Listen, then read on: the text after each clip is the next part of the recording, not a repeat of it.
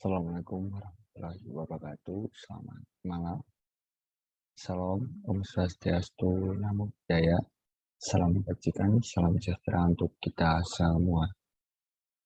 Perkenalkan, nama saya PT Karyawan dengan NIM 21052161818 dari offering 12AA kelas A2 S1 PTB Fakultas Teknik Universitas Negeri Malang. Di sini saya akan presentasikan hasil kerja saya mengenai kasus terapan mekanika bahan pada tegangan normal untuk mata kuliah mekanika bahan dengan dosen pengampu Bapak Mirza Abdillah STMT. Nah, seperti biasa saya akan menjelaskan yaitu mengenai sedikit tentang definisi tegangan normal. Tegangan normal yaitu tegangan yang bekerja dalam arah tegak lurus permukaan potongan bintang batang dengan notasi sigma. Tegangan normal adalah intensitas gaya yang bekerja tegak lurus atau normal terhadap penambang. Tegangan geser adalah intensitas gaya yang bekerja sejajar dengan luas permukaan.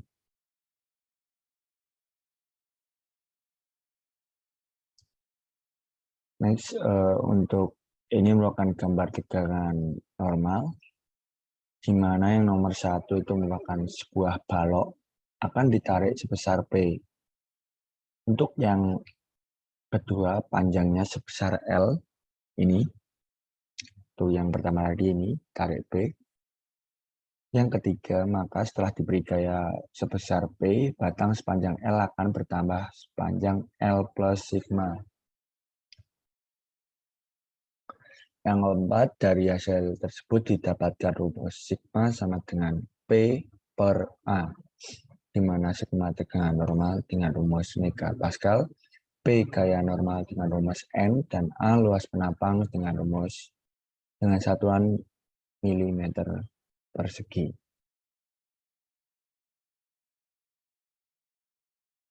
Langsung ke kasus terapan mekanika bahan tegangan normal di lapangan atau di kehidupan sehari-hari.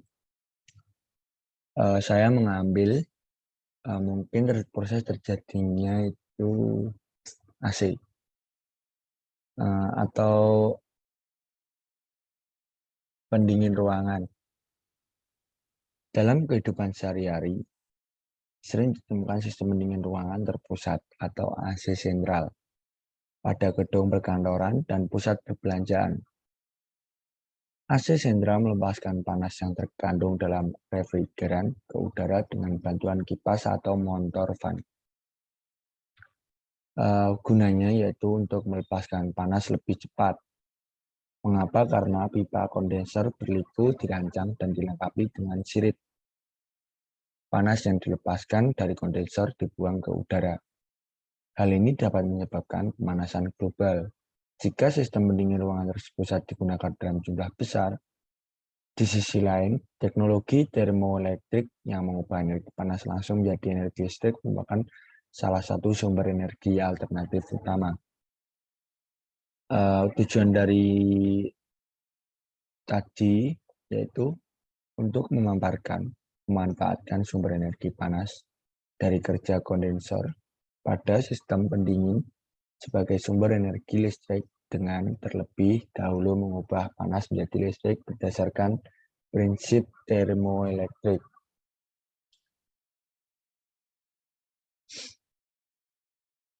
Untuk penyelesaian,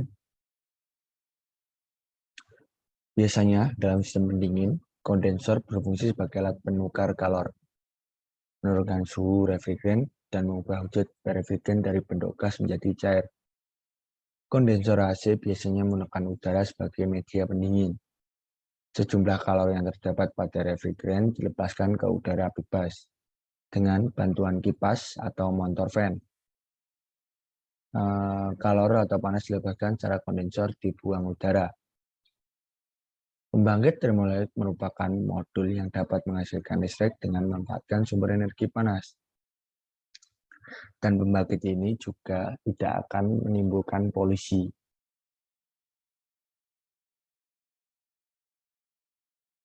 Untuk penyelesaian selanjutnya, Penggunaan panas sisa buang dari sebuah kondensor AC listrik tergantung dari seberapa besar input yang panas yang masuk ke dalam termoelektrik.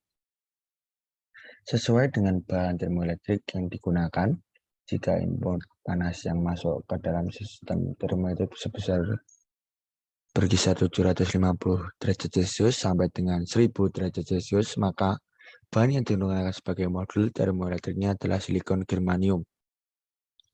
Secara umum, sistem yang dibuat dalam penelitian ini adalah dalam penelitian tersebut bisa kita analisis panas keluaran dari kondensor AC disalurkan melalui sebuah saluran udara, yang mana saluran ini terbuat dari sebuah penghantar panas yang baik dan dilapisi oleh sebuah isolator agar panas yang ada di dalam saluran tersebut terjaga dengan baik dan tidak ada rugi-rugi yang terjadi. Ini untuk penjelasan kondisi differential model kan ada 4 besaran yang dihitung, yaitu parameter dari model dan kapasitas panas dari plat aluminium. Ini garis putus-putus ini adalah hasil simulasi oleh model yang diusulkan. Dan garis putus adalah garis utuh kinerja plot yang diterbitkan oleh produsen. Kurang lebih sama untuk gambar yang di sampingnya. Berdasarkan analisis dari modul, semakin tinggi input energi panas yang masuk ke dalam modul termoelektrik, maka akan semakin besar pula output tegangan listrik keluaran yang dihasilkan. Dari gambar ini, nantinya secara umum tegangan dan daya yang dihasilkan ini memang masih sangat kecil. Namun jika panas suatu kondensor yang membutuhkan energi terbuang ini dimanfaatkan sebagai energi alternatif, di masa depan dapat menjadi prospek yang menjanjikan sebagai sumber energi alternatif yang lain yang ada di depan. Untuk kesimpulannya, yaitu dari AC yang ada di gedung atau pusat perbelanjaan yang bisa jadi menyebabkan polusi dapat digantikan dengan atau diselingi dengan alat termoelektrik. Apa sih alat termoelektrik itu? Yaitu suatu peralatan solid state atau semikonduktor yang mampu mengubah suatu energi panas menjadi energi listrik dengan menerapkan kinerja dari efek Seebeck. Dalam percobaan prototype yang kami buat dapat dianalisis bahwa dengan DT rata-rata sebesar 34 Celcius dapat menghasilkan energi listrik sebesar 3,14 volt. Tekanan ini masih sangat kecil, namun jika jumlah panas yang terdapat pada kondensor sangat besar, panas tersebut dapat digunakan sebagai energi listrik berbasis termoelektrik. Maka dari itu, semakin banyak penggunaan AC di gedung ataupun di pusat perbelanjaan, maka juga harus mencari energi alternatif yang bisa menalangi dari AC yang bisa dibilang mempunyai efek polusi yang sangat besar.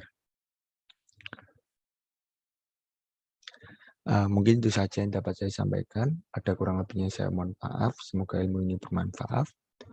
Wabillahi taufiq wal hidayah. Wassalamualaikum warahmatullahi wabarakatuh.